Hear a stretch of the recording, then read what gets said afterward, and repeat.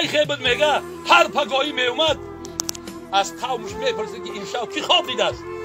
بعد کسی که چی خواب میدید خواب میگفت تعبیر خوابی او را بیان میکرد.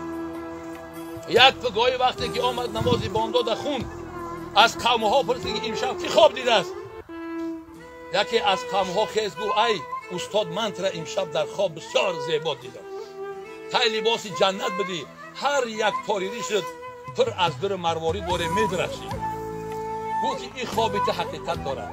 من هر شب بعد از نماز خفتن نزد مادرم میرم پتی مادرم میشینم صحبت میکنم پاهکاشم میجقم ای او دعا میگیرم مرخص میشم پیش فرزندها میرم. وقتی که این شب خفتن خوانده و رفتم مادرم در خواب بود. دیدم نشید مادرم ویدار کنم. نگاه کردم کفکای پاش پر از خاک هستند. نگاه کردم برکای گردنش جینجک زدن.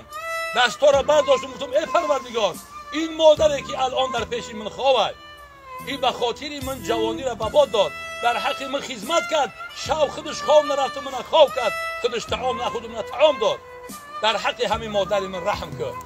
وقتی کفکای پا را دیدم پر از خاک دیدم نشید به دستم به شکل دیوایدار بشوه و همین ریشم پاک کردم همون خاک را انا همون در مروارید انا همون خاک قدم مادره که اون مولوی میگه که هر انسانی که جنت میکوه در